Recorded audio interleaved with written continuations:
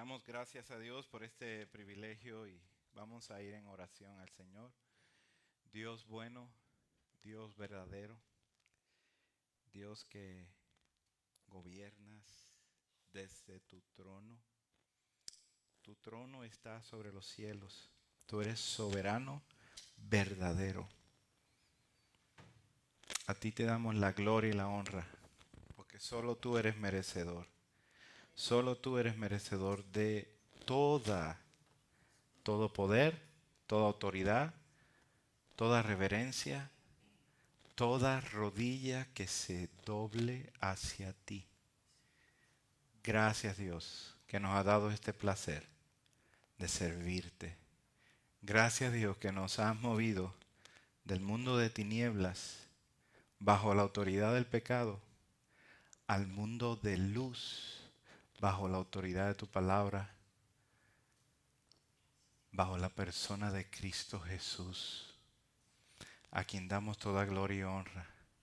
Dios, te rogamos por nuestro ministerio, por esta ciudad, por estos alrededores de Racine, de Sturtevant, de Milwaukee, de Kenosha, de Burlington, aún la parte norte de Illinois, de Waukegan, de Round Lake, de Gurnee. Dios, tú nos has llamado a este lugar y has puesto un peso grande por esta región, para que tu evangelio sea claro, extenso y profundo. Habilítanos para predicar ese evangelio. Habilítanos para proclamarlo con fuerza, ánimo, aliento y amor. Que sea un deseo desesperado en cada uno de nuestros corazones querer compartir estas nuevas buenas de salvación a cada uno de los que nos rodean, amigos, compañeros, familia. Dios, te rogamos por el consuelo de la familia Mayorga.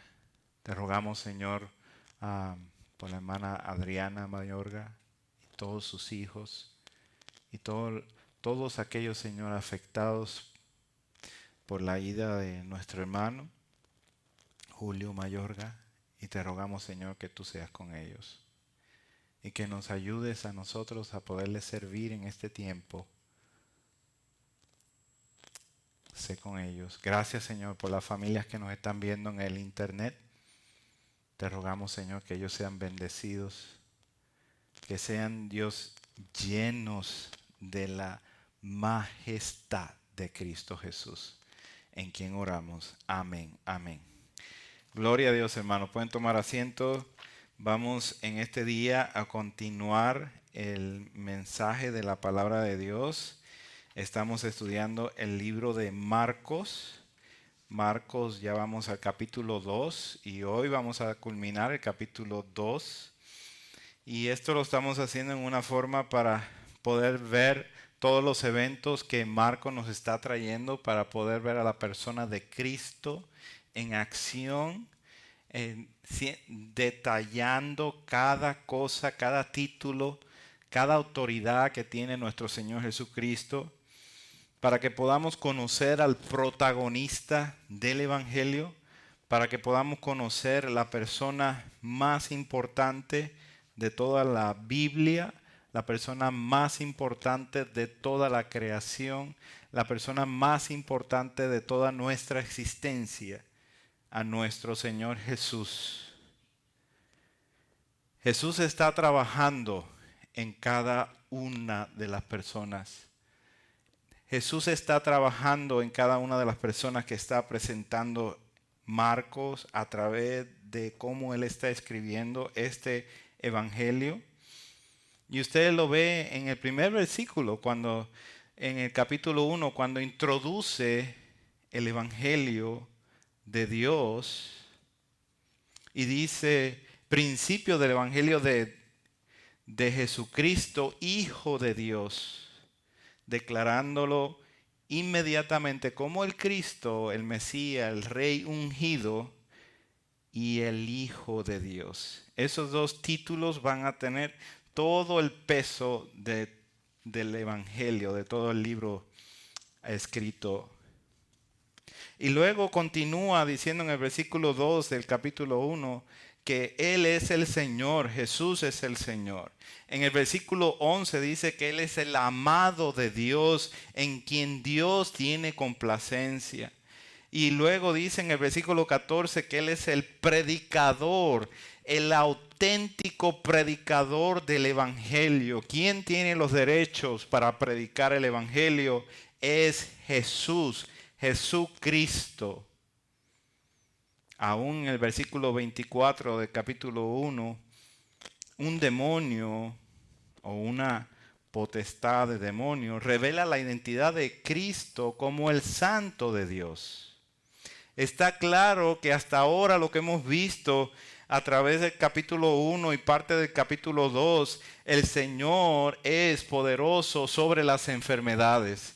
El Señor es poderoso sobre los demonios. El Señor es poderoso sobre la tentación. El Señor es poderoso sobre el mismo Satanás, sobre toda enfermedad, y perdona los pecados. Si Él es el Hijo de Dios, el Cordero enviado por Dios, este es el Salvador del mundo y el mundo lo necesita. Si estas declaraciones no definen que Jesucristo, que Jesús de Nazaret no es Dios, entonces tenemos un blasfemo en Jerusalén, año cero. Por eso la importancia de ver y examinar al Cristo de las Escrituras. Conocer en realidad de quién se trata este tema de la cristiandad. Conocer si verdaderamente la persona a la que nosotros decimos servir, a la persona que nosotros decimos adorar, si verdaderamente es real, si verdaderamente tiene toda la autoridad. Por eso estudiamos la palabra de Dios. Y ahí encontramos la supremacía de Cristo. Marcos nos está llevando a conocer a Cristo en una forma personal, pero en una forma magnífica para que encontremos en Él que no solamente es una persona buena que vino a este mundo a vivir y dar buenos ejemplos, sino que Él es verdaderamente Dios. Y que Él es verdaderamente Dios y el único que puede salvar nuestras vidas del juicio que Dios ya ha hecho en cada uno de nosotros. Por eso hoy vamos a ver dos declaraciones de la supremacía de Jesús. Dos declaraciones, y eso lo vamos a ver en los versículos 18 al 28. 18 al 28 en el capítulo 2.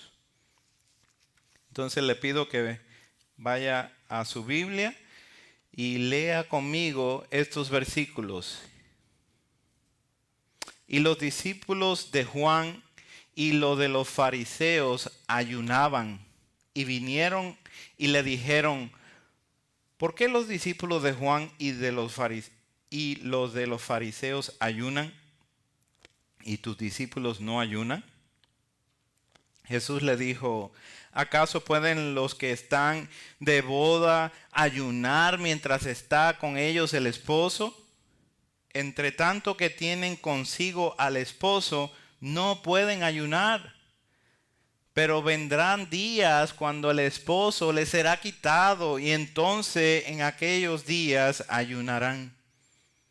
Nadie pone remiendo de paño nuevo en vestido viejo. De otra manera, el mismo remiendo nuevo tira lo viejo y se hace peor la rotura. Versículo 22. Y nadie echa vino nuevo en odres viejos. De otra manera, el vino nuevo rompe los odres y el vino se derrama y los odres se pierden. Pero el vino nuevo en odres nuevos se ha de echar. Versículo 23. Aconteció que al pasar él por los sembrados, un día de reposo, sus discípulos andando comenzaron a arrancar espigas. Entonces los fariseos le dijeron, mira, ¿por qué hacen en el día de reposo lo que no es lícito?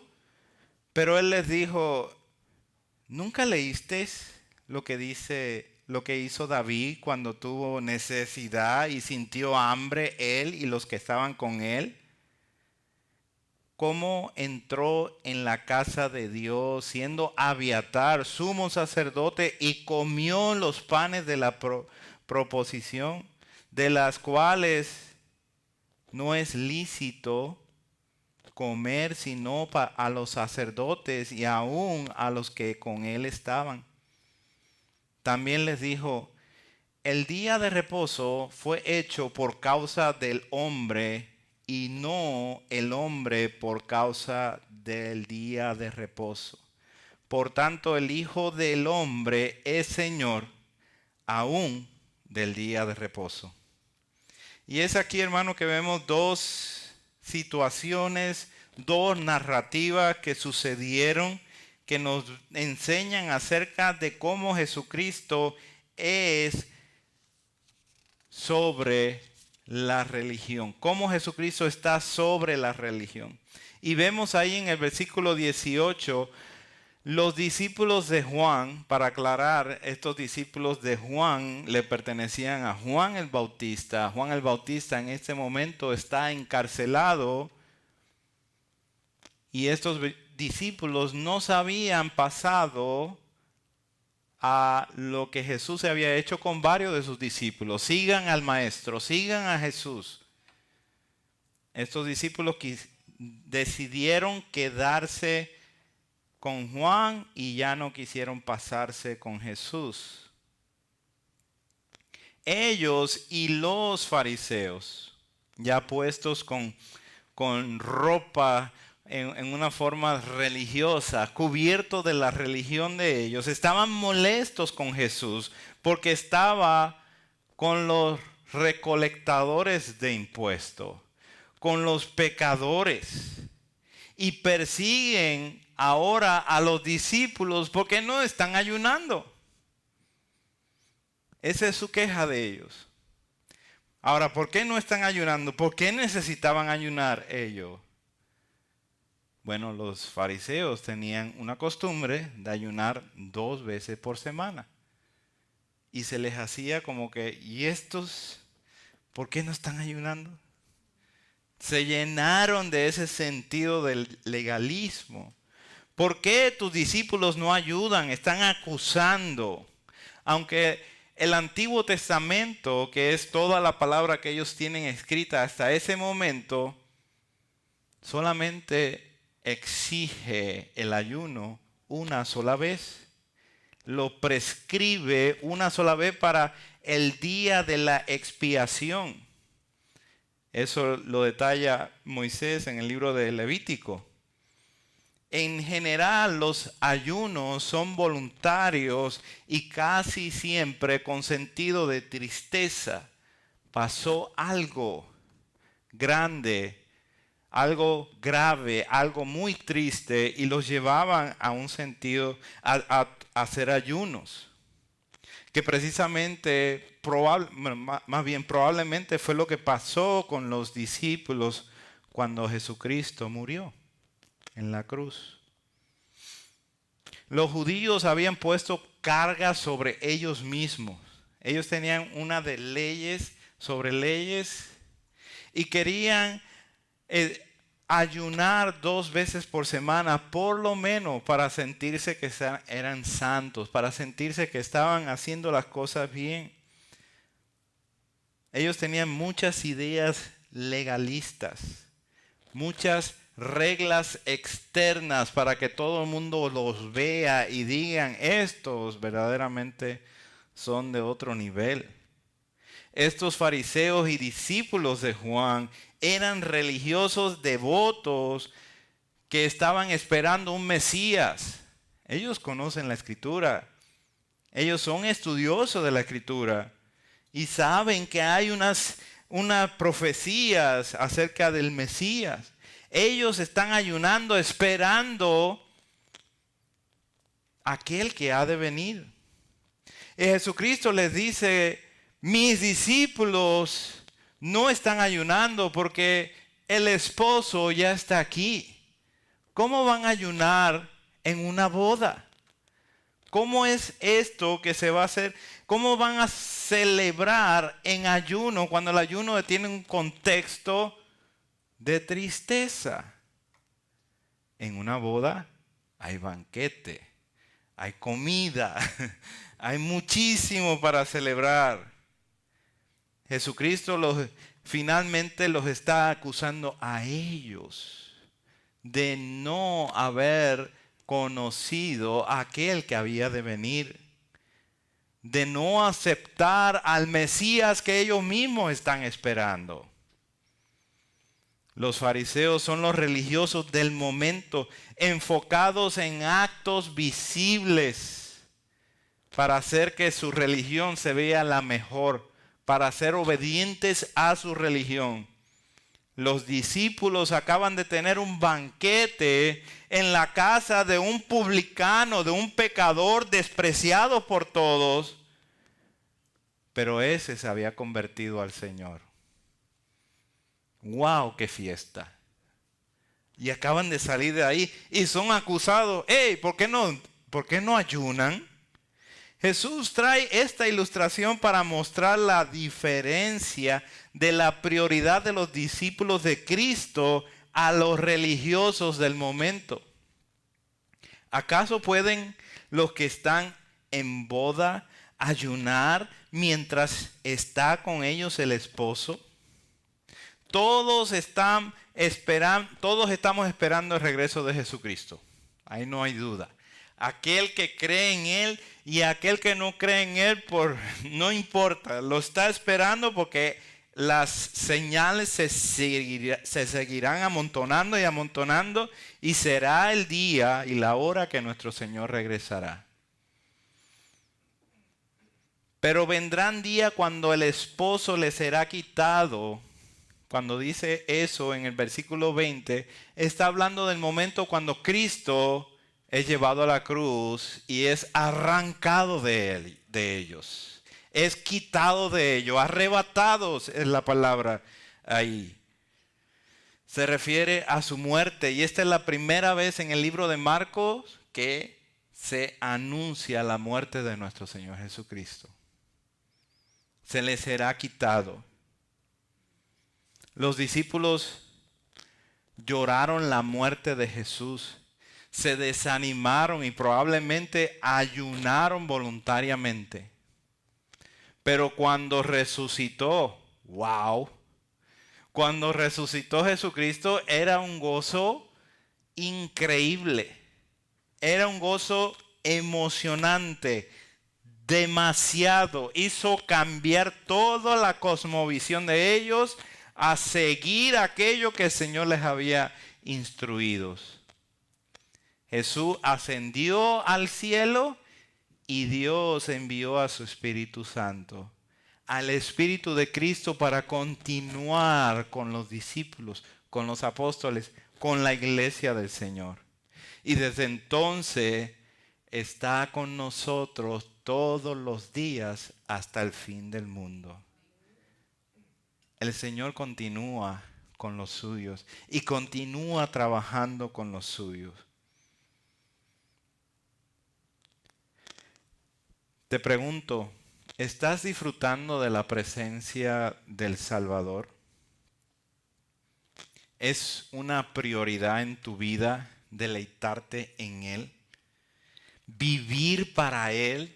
¿Pensar cómo voy a hacer algo? No sé, un dibujo y hacer ese dibujo que le dé gloria a Dios, que exalte el nombre de Cristo. ¿O estás todavía como los fariseos criticando a aquellos que no hacen las reglas religiosas que este mundo está esperando? ¿O estás esperando algo mágico que suceda en tu vida Quieres ser lleno de Dios, pero ni siquiera quieres conocer al Dios de la Escritura. Quieres vivir con fe, pero no quieres ser alimentado por la palabra de Dios. Así hay mucha gente, lamentablemente, queriendo tener una vida de fe, no se quieren poner bajo la predicación de la palabra de Dios. Y por lo tanto, su fe nunca será profunda o verdadera. Notemos que Jesús está haciendo una distinción con más ilustraciones. Este tema a Jesucristo le fue muy importante hacer una acentuación para ilustrar, con ilustraciones. El mensaje de Cristo es único, es distinto y es exclusivo. Este evangelio que Jesús está predicando no es para ser conformado con las ideas religiosas que tiene este mundo, inclusive con el judaísmo de esa época. No, Jesucristo no vino para que de alguna manera empatara el judaísmo con el cristianismo y dijera esto es lo nuevo. No. El evangelio de Jesús es exclusivo. El evangelio de Jesús se trata acerca del arrepentimiento y el perdón de pecados. No podría ser relacionado ni contenido por ninguna tradición, por ninguna obra que nosotros hagamos externa de autojustificación o de ritos. Esto es lo que demuestra con las dos parábolas que vamos a estudiar. La primera habla de la tela nueva que es para el vestido nuevo. Y en estos versículos que explican el 21, habla de esa tela que va a utilizar para cubrir aquel vestido viejo que está roto. Y como que si está roto todavía me lo quiero poner, ¿qué voy a hacer? Lo voy a remendar. Y lo voy a remendar con una tela nueva. Pues con esa tela nueva, cuando le caiga agua y se encoja, ese roto se va a hacer peor. Es lo que nos está llevando en ese versículo. Es una ilustración para que veamos que aquello viejo, cuando se mezcla con esto nuevo, se pone peor la cosa. Y para reforzar la enseñanza del versículo 21, el versículo 22 viene con esa idea. El vino nuevo es para el odre nuevo. El vino nuevo todavía está en proceso de ser fermentado. Y cuando cae en un odre, en un contenedor de piel, y ese contenedor de piel es viejo, las probabilidades de que rompa y se derrame todo el vino, y se deshace el odre y se deshace el vino. Esa es la idea. Las dos ilustraciones tienen que ver con la religión. ¿Cómo vamos a poner esto nuevo acerca de Jesucristo en eso viejo que tenían los judaizantes en ese tiempo? Que quieren legalizar todas las cosas, que quieren poner yugos sobre las personas. ¿Y por qué no están ayunando? ¿Y por qué no están haciendo esto? ¿Y por qué no están haciendo esto otro? No, el evangelio de Jesucristo es exclusivo y nos lleva a ver este mensaje para adaptarlo, para no ser adaptado a la religiosidad del hombre. Este es el mensaje de gracia, que aún los pecadores y publicanos podían disfrutar de una relación directa con este gran Salvador. En la mente de los judíos, en la mente judaizante, jamás. Esos pecadores, esos publicanos, ese ladrón que está al lado de Cristo Jesús en la cruz del Calvario, caminar juntamente con Cristo al paraíso ese mismo día? Jamás. Sus vidas no representan lo que es ser una buena persona. Por lo tanto, no pueden entrar en el reino de los cielos. ¿Qué le dice Jesús a Nicodemo? Tienes que nacer de nuevo. ¿Pero cómo hago eso? Ese es el punto, Nicodemo. Tú no puedes hacer eso. De la única forma que puedes entrar al reino de los cielos es si naces de nuevo. Nicodemo, y tú no puedes hacer eso. Y ese es el punto de la religión. La religión busca la forma de nacer de nuevo por sí solo. Busca la forma de entrar en el reino de los cielos por sí solo. La palabra de Dios es exclusiva y la palabra de Dios es muy angosta para decirnos a todos: solamente hay una salvación. Hay un nombre que ha sido dado a los hombres por el cual podemos ser salvos. Esta salvación es por gracia.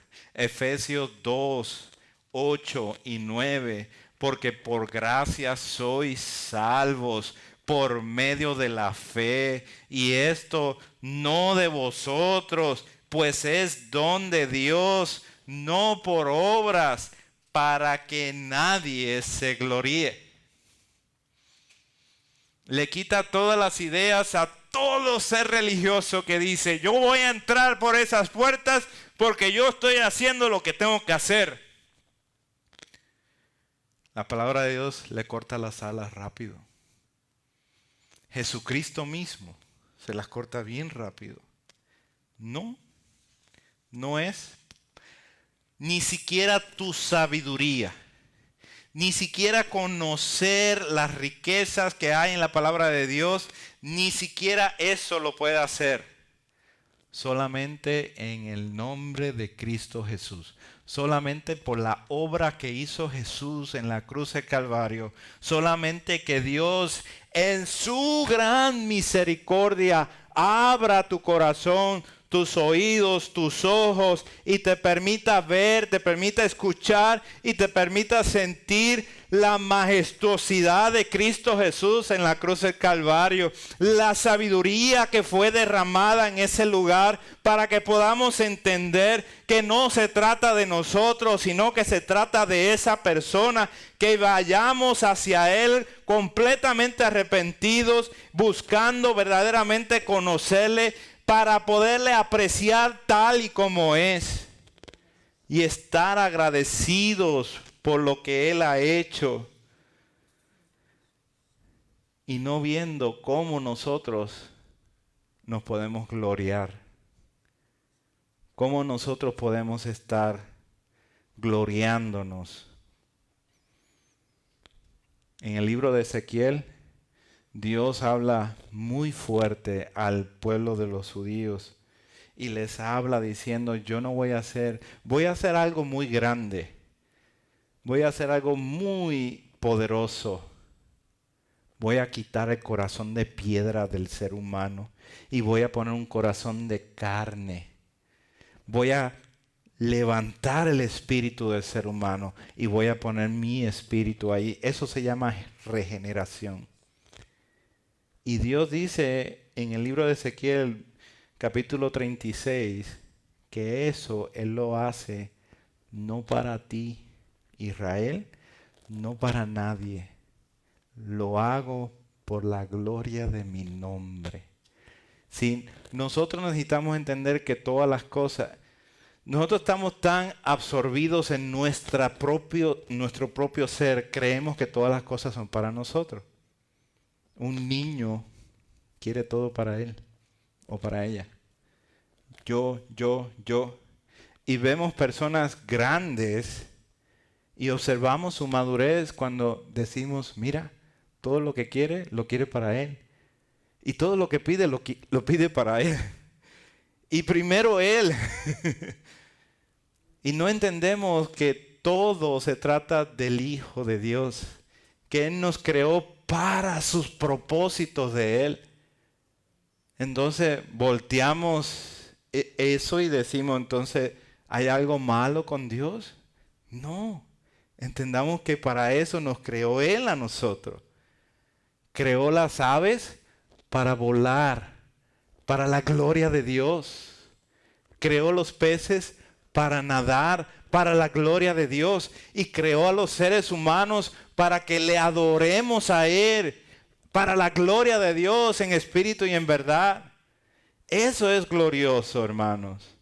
El Evangelio es la tela nueva, es el vino nuevo. Este solo es que solamente puede ser llenado en aquellos recipientes nuevos, en aquel corazón que ha sido regenerado, en aquella persona que se le ha quitado aquella vieja vida y ahora tiene una nueva vida en Cristo Jesús, en aquella persona que ha sido justificada y santificada por medio del sacrificio de Cristo, en aquellos recipientes que van a ser llenos de gratitud, de libertad y del servicio espontáneo a la gloria de Dios. De eso se tratan estas ilustraciones, de poder ver la realidad de Dios, cómo Dios usa a aquellos que fuimos hechos del polvo para su propósito, para Él derramar aquello nuevo, para quitar toda esa religiosidad y poner a la persona como Él la diseñó para su gloria. Y seguimos con nuestro segundo punto. Jesús es el Señor Dios. En los versículos 23 al 28 vemos ahí que se está hablando acerca del día de reposo.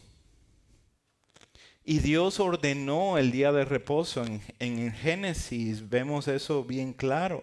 Dios define que el último día de la semana para los judíos es el día de reposo. Y que esa palabra Sabbat significa ceder las obras. Que se detengan las obras, que se deje de trabajar para ese día. Como una idea de salud para las personas, como una idea de para y empieza una semana nueva. Enfócate en las obras que Dios ha creado. Ahora, lo que viene en este pasaje, que Jesús es el Señor del sábado, del día de reposo. En el versículo 28, por tanto, el Hijo del Hombre es Señor aún del día de reposo. Tenemos algo muy fuerte aquí, hermanos. O Jesús es Dios, porque Dios fue el que creó el día de reposo y lo destinó, lo ordenó para que lo siguieran, o Jesús es un blasfemo. Hasta ese punto necesitamos llegar de poder considerar la realidad del Cristo que emana las Escrituras. El punto de enfoque de los fariseos es el día sábado.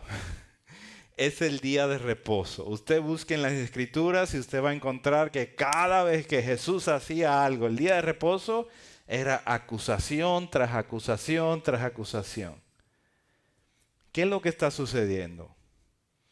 La ordenación del día de reposo significa que cedan las obras de la semana para que en ese día pueda descansar. Los judíos para entonces tenían reglas y reglas y reglas y reglas innumerables para seguir en el día de reposo, incluyendo cuántos pasos podías hacer en ese día. Que si tirabas una bola al aire, con esta mano la podías recibir, pero con la otra no. Eran ideas de que si mirabas, no podías mirar el vaso que traías a tu boca para tomar algo, no lo podrías mirar porque si había algo allí, se te iba a dar la idea de recogerlo con la mano y eso se considera trabajo. Eran reglas tras reglas tras reglas y estos fariseos estaban completamente llenos de estas ideas. Ahora, quiero que pensemos en esta otra historia en Juan capítulo 5, cuando Jesús en Jerusalén encuentra a un paralítico que está en Betesda. Y para resumir esa historia un poquito, él entra a ese lugar y encuentra a este hombre que lleva 38 años de paralítico, buscando la forma de entrar a esta fuente, a este lugar donde supuestamente desciende un ángel y sana a los enfermos. La palabra de Dios lo dice así, no quiere decir que es cierto que bajaba el ángel, lo que quiere decir que era lo que la gente creía. Y Jesús se encuentra con él y sin pedirle que lo sane, Jesús decide sanarlo. Y era día de reposo. Mire lo que dice Juan capítulo 5, versículos 16 y 17. Y por esta causa los judíos perseguían a Jesús y procuraban matarle, porque hacía estas cosas en el día de reposo. Y Jesús le respondió, mi Padre hasta ahora trabaja y yo trabajo. Y más todavía querían apedrearle, y más todavía querían hacerle morir. ¿Cuál es el punto de Jesucristo? En Juan capítulo 5, se está haciendo igual a Dios. Mi Padre y yo continuamos trabajando, haciéndose igual a Dios. Cuando regresamos a Marcos, tenemos aquí unos viajeros. Usted lee en el capítulo 2, versículo 23, que iban pasando por unos sembrados en el día de reposo. Y en este pasaje vemos que aparecen, los discípulos estaban agarrando espigas, estaban sacando de la cosecha que iba pronto a salir porque tenían hambre. Y aunque la palabra de Dios sí da a entender que esto era algo lícito, que se podía sacar del grano que tenían las espigas, para los judíos legalistas, esto no era permitido. Y mucho menos el día de reposo. Así que tenemos un gran problema entre los viajeros que van con Jesucristo. Acuérdense que solamente pueden hacer tantos pasos por día. Ellos van viajando, atravesando los sembraderos y tienen el problema de que es el día de reposo. Ellos se arrancaban las espigas y las desgranaban con las manos para comer el grano. Y fue ahí que los fariseos entonces lo confrontaron. ¿Por qué hacen estos tus discípulos el día de reposo? Primero, están en el día de reposo viajando, recogiendo espigas. Segundo, están comiendo de las espigas. Esto no era lícito por el día de reposo. Para resolverlo, él les dijo, ¿nunca leíste lo que hizo David? ¿Nunca buscaste en la escritura lo que pasó con David? Cómo David, él, con los que estaban con él, entraron en un lugar en la casa de Dios donde comieron, el mismo sacerdote le dio a comer los panes de la proposición. Estos panes eran unos panes que se hacían el día de reposo y eran 12 panes que se ponían sobre una mesa en el lugar santo para indicar simbólicamente la presencia de Dios con el pueblo de Dios, las 12 tribus de Israel. Comió David y todos los que estaban con él estos panes en ese lugar. Si el rey humano David, aquí es donde está el punto, hermano, si el rey humano David comió con los que estaban con él, comió porque tenían hambre, porque estaban en necesidad, porque estaban corriendo, estaban huyendo, Jesús, el rey ungido, el rey hijo de David también, hijo de Dios, mayor que David, no va a extraer las espigas para comer porque ellos también tienen hambre. Aquí vamos del menor al mayor, de David a Jesús.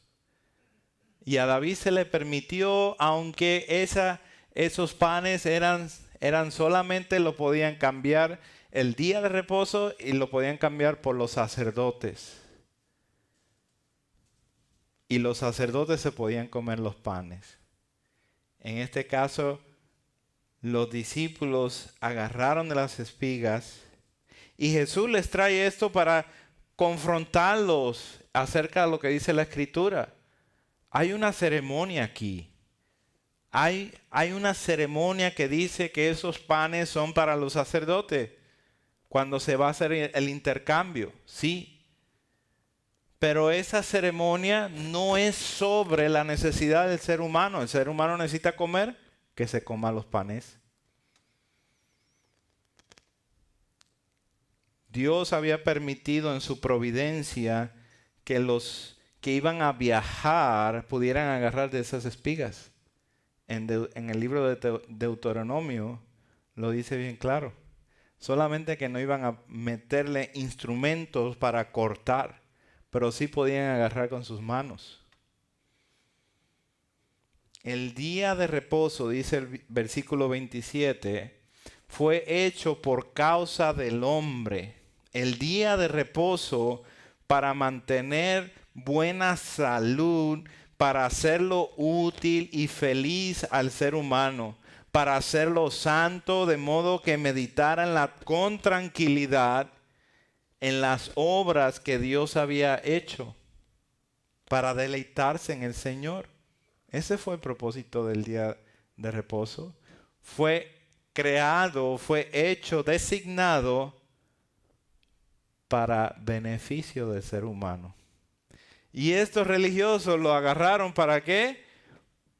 Para ser legalistas y ver todas las fallas que puede estar cometiendo un ser humano. Incluso la falla de que sanó a un hombre que estaba paralítico por 38 años en el día de reposo. ¡Qué fatalidad! ¡Qué fatalidad! Por tanto, el Hijo del Hombre es Señor aún del día de reposo. Jesucristo rechaza las regulaciones de los fariseos concerniente al día de reposo. Jesucristo restaura la intención original del día de reposo. ¿Se acuerdan en el Sermón del Monte que les dice, ¿habisteis oídos? ¿Oísteis que fue dicho de esta forma, no mataréis? ¿Oíste que fue dicho de esta manera? Pero yo os digo, primero, lo que la gente ha captado. Segundo, y eso que ha captado la gente lo rechaza. Y segundo, entonces trae cuál es la originalidad, cuál fue la intención. Y por último vemos las declaraciones que Jesús, el Hijo, en el versículo 28, el Hijo del Hombre es Señor aún del día de reposo. Usted ve ahí, número 1, Él es el Hijo del Hombre, que es el título mesiánico que proviene del libro de Daniel. Segundo, usted ve ahí que Él es el Señor, Jesús es el Señor. Y tercero, el creador del día de reposo. ¿Quién es el creador del día de reposo? ¿Quién lo instituyó? Dios. Jesucristo es el Mesías, Jesucristo es el Señor, Jesucristo es Dios. En conclusión, Jesús reconoce la oposición y el conflicto que tiene el mundo con la religión que trae el mundo. Él la reconoce, pero Él es el Rey. Él es el Rey y Él trae su cruz en misión. Él está bajo misión y va a enseñar su palabra con autoridad. Y su mensaje no se va a mezclar con la religión de este mundo. Y su mensaje no va a ser diluido por las ideas que traemos los seres humanos. En ambos casos, Jesucristo resultó ser el juez. Ellos vinieron a Cristo para acusarlo, para acusar a sus discípulos, pero Jesucristo resultó ser el juez hacia ellos, para que ya no estén pensando que verdaderamente en Jesús había algo malo, sino que en ellos mismos. En el primero, ustedes pueden esperar que el Mesías no lo pueden ver, por lo tanto no lo pueden celebrar. Él es el esposo que ha venido para estar con la iglesia, con su novia, con su esposa, pero ellos no le pueden recibir, porque no tienen oídos para escuchar, porque no tienen ojos para ver. Y en el segundo, ustedes no reconocen lo que está con el que está ahí, porque Él es mayor que David. Es el mismo Señor que creó todas las cosas, incluyendo el día de reposo. El día de reposo luego con las ceremonias. El día de reposo era parte de los mandamientos de ceremonias.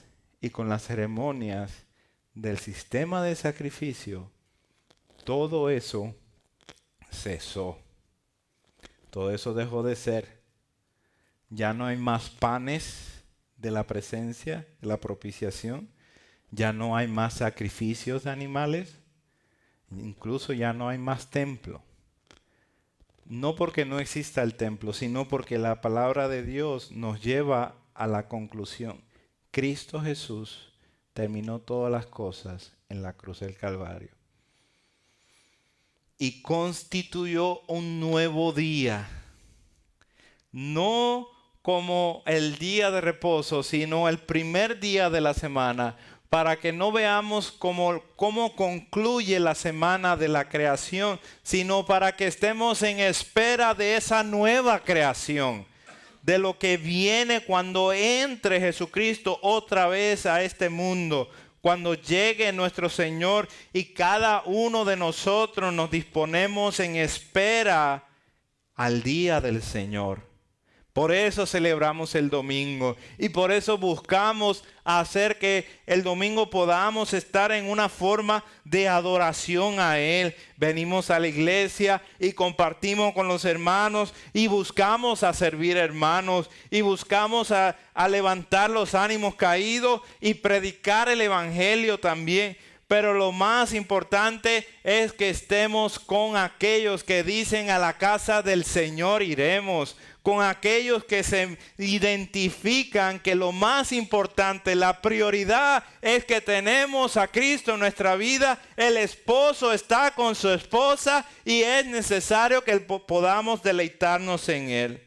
La religión de este mundo ata, mas Jesucristo ha dicho: venid a mí todos los que estáis trabajados y cargados, y yo os haré descansar. Es el Rey de Reyes y Señor de Señores que hace esta promesa y la lleva a llevarla a completarla en cada persona que ha depositado la fe que Dios mismo ha instalado en esa persona, en Cristo Jesús. Gracias, Señor, te damos gloria y honra por este día. Gracias, Padre, que nos has bendecido. Gracias, Dios, que por todas las cosas que nos has dado y nos has dado a conocer a Cristo Jesús. Dios, que sobre todas las cosas salgamos de aquí con ese ánimo, con ese aliento de conocer al Cristo de las Escrituras, de preocuparnos por verdaderamente saber si te hemos conocido o no. Que nuestros corazones estén llenos de agradecimiento a ti. Que nuestra vista sea puesta en Cristo Jesús. Que nuestras mentes estén llenas de la majestad de Él. Y que nuestros corazones sean llenos de esperanza, de gran esperanza, no para nosotros, para tu gloria en Cristo Jesús. Demos gracias al Señor.